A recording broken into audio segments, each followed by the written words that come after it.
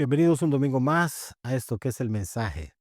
Muy contento siempre de tener este contacto con ustedes domingo a domingo, como ya lo mencionamos. Bien, estamos bajo la serie La voluntad. Hemos ya desarrollado dos mensajes bajo este tema, esta serie de la voluntad, y hoy entramos a nuestro tercer mensaje. Este es el tema para hoy, voluntad contaminada. Hemos estado viendo cómo la voluntad puede debilitarse. Y hoy quiero hacerle un abordaje bajo este enfoque, cómo la voluntad puede irse contaminando y cómo puede irse la voluntad por consiguiente bajo esa contaminación, paralizando, neutralizándose.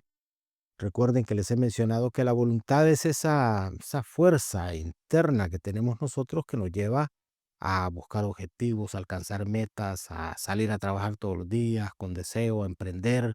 Pero cuando esa voluntad está contaminada, se debilita.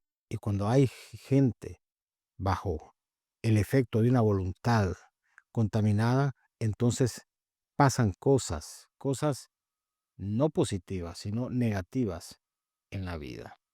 Bien, voluntad contaminada. Miren este texto de Proverbios capítulo 21, verso 25. Dice esta frase larga: sus manos se niegan a trabajar. Este texto está relatado aquí en el contexto de la persona perezosa. La pereza es un contaminante de la voluntad. Y dice acá entonces que esa pereza, habiendo contaminado la voluntad, hace que el individuo caiga en esto. Sus manos se nieguen a trabajar. Aquí está el efecto de una voluntad, como les decía hace un momento, contaminada, que da origen y genera que cosas negativas pasen en nuestro interior, y obviamente eso tiene un efecto externo. A mediano o largo plazo o corto plazo, eso tendrá un efecto sobre nuestra vida. Sus manos se niegan a trabajar. Encontramos aquí, hermanos, eso precisamente, el ejemplo de una voluntad contaminada. ¿Qué contamina tu voluntad? ¿Qué cosas pueden contaminar nuestra voluntad que nos lleven a este punto, al punto de negarnos a trabajar, a hacer esfuerzos, a buscar, a emprender, a luchar, a tratar? ¿Qué cosas pueden ser contaminantes para nuestra voluntad? Hablemos de eso. En primer lugar, caídas recurrentes. Vuelvo a mencionar, caídas, pero caídas que tienen una recurrencia, que se están dando de forma frecuente, de forma constante. Eso va contaminando, va debilitando nuestra voluntad. ¿Por qué? Porque el golpe, esas caídas son como un golpe que van debilitando y van generando falta de motivación para seguir intentándolo nuevamente. Eso pasa. Usted va a ver que personas se rehúsan a seguir intentándolo porque han tenido muchas caídas. Muchas caídas y dicen, no, no vale la pena. Mire, yo lo he intentado, he buscado, he tratado, pero míreme, aquí estoy. Y volví otra vez a caer. Esas recaídas o esas caídas recurrentes van generando un golpe en la voluntad y van convenciendo al individuo poco a poco de que no vale la pena seguir intentándolo. Entonces la voluntad se contamina de ese negativismo, se contamina de esa decisión de no seguir. Miren ustedes lo que dice Mateo capítulo 26, verso 75. Dice, de repente, este es Pedro, de repente las palabras de Jesús pasaron rápidamente por la mente de Pedro. ¿Y cuáles fueron esas palabras? Bueno, palabras que Jesús le había entregado a Pedro, indicándolo que, indicándole, perdón, que Pedro iba a vivir un episodio. Y ese episodio tenía que ver con negarlo a él. Entonces, aquí están las palabras. Antes de que cante el gallo, negarás, y vea usted, 3 veces que me conoces. ¿Sabe? Si usted lee los versículos antes de este que estamos leyendo, se va a dar cuenta que esto pasó precisamente. Y Pedro cayó recurrentemente. Lo hizo una vez y eso no debilitó ni contaminó tanto su voluntad. pero lo volvió a hacer la segunda vez y lo volvió a hacer la tercera vez. Ahí corrió para él un telón, se dio cuenta de cómo esas caídas recurrentes lo habían metido a él en una situación comprometedora de su voluntad. Y dice acá que Pedro salió, no es que salió de esa condición, salió del lugar donde estaba llorando amargamente. Yo he visto personas así, no pueden permanecer en una iglesia, porque las caídas constantes los convencen de que no vale la pena estar yendo a la iglesia. Y salen no de la condición que tienen, de esa voluntad contaminada por estar cayendo recurrentemente, sino que salen del ambiente, de la iglesia se van, se retiran. Como decíamos al comienzo en el primer mensaje, buscan ambientes de aislamiento, de soledad, se desconectan. Y pasa eso, hermanos. Pedro salió de aquí no para ver cómo se recuperaba de esa situación, cómo resolvía esas caídas recurrentes, no. Salió para llorar y hacerlo con amargura en su corazón. ¿Cuántas, hermanos, lágrimas, cuánta amargura en el corazón de muchas personas que han intentado con mucho esfuerzo tratar de salir de una condición y no lo logran? Entonces se convencen a sí mismos y dicen, no vale la pena, no lo voy a seguir intentando, no tiene sentido esto que estoy haciendo, porque he caído no una vez, no dos veces, sino muchas veces. Y me he prometido a mí mismo y le he prometido a los demás que no voy a volver a caer y vuelvo a caer. Esas caídas recurrentes van, como dije hace un momento, debilitando, contaminando nuestra convicción, debilitando nuestra voluntad y entonces nos hace aceptar de que no hay remedio y nos desconectamos, salimos y lo que vamos más bien es hundiéndonos más. Así es, las caídas recurrentes, hermanos, son un elemento que contamina y afecta la voluntad. En segundo lugar, esto otro también es un contaminante de la voluntad. Pasiones sin control. ¿Qué quiero decir con esto? Bueno, las pasiones sin control es ceder constantemente a los deseos propios. Tiene un poco que ver con lo que dije hace un momento. Porque las caídas recurrentes tienen de fondo pasiones que no se gobiernan, que no tienen control. Entonces nos llevan a estar básicamente respondiendo al deseo que nosotros tenemos por ciertas cosas, por ciertas proclividades, por ciertas prácticas que son deseos nuestros y entonces eso nos hace perder control sobre lo que estamos, sobre nuestras pasiones y nuestros deseos. Y eso también es un contaminante de la voluntad.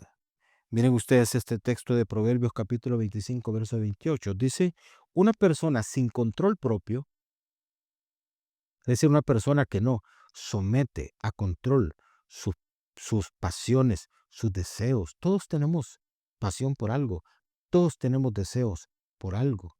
Unos hacia unas cosas, otros hacia otras cosas, pero todos, hermanos, todos tenemos proclividades. Pero ¿qué ocurre si uno no tiene control propio? Y note usted, control propio, porque muchos de nuestros esfuerzos están dirigidos a controlar lo que está fuera de nosotros. Al esposo, a la esposa, a los hijos, al vecino, a la persona en la iglesia. O sea, nosotros le dictamos agenda a todo mundo. Somos así, somos proclives a eso, a definir los mandamientos para los otros. Pero aquí no está hablando del control de los demás, sino del control de uno mismo, que es la tarea más difícil.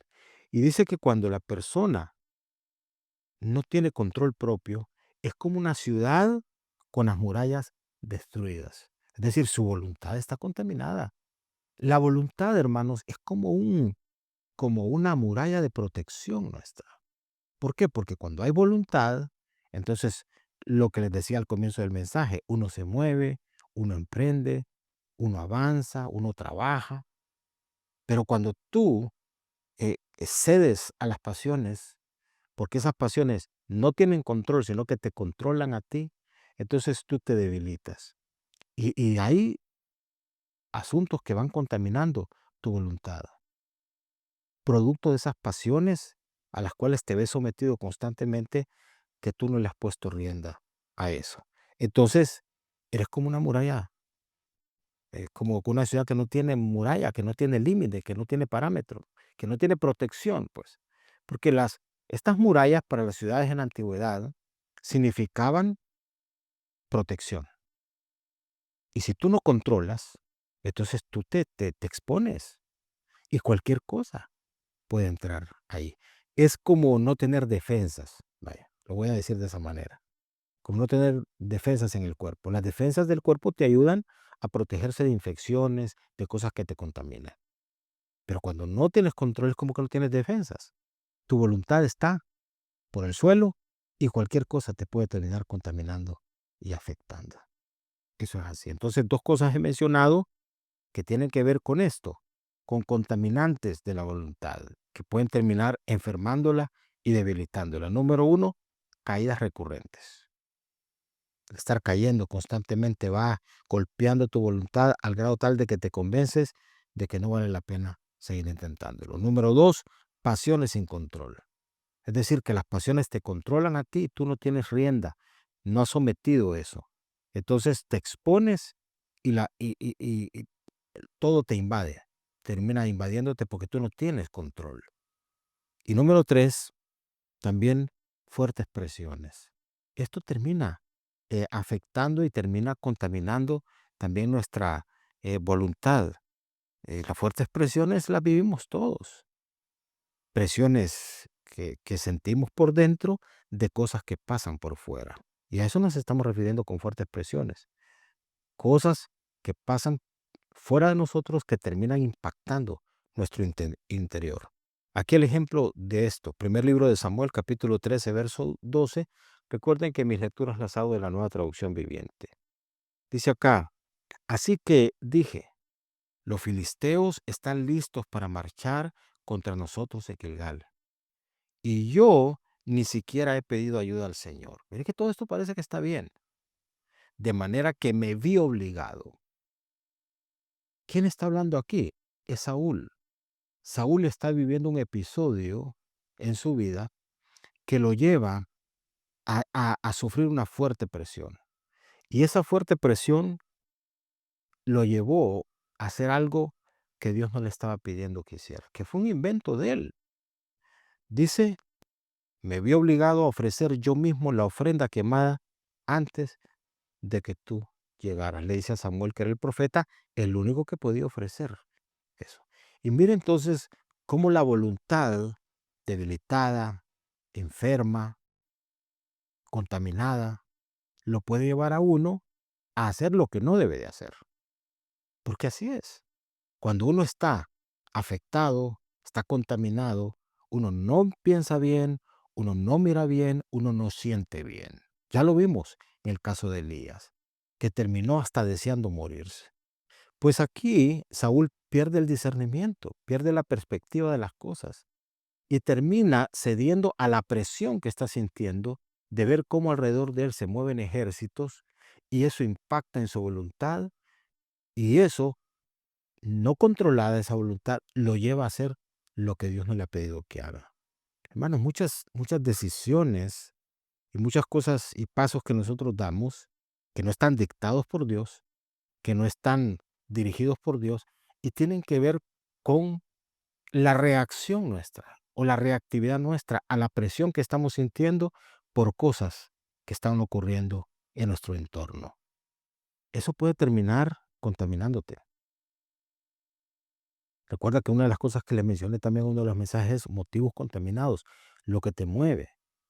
En este caso, tenemos a Saúl acá con una voluntad que se enfermó, se contaminó, fue alcanzada por esa presión que no soportó.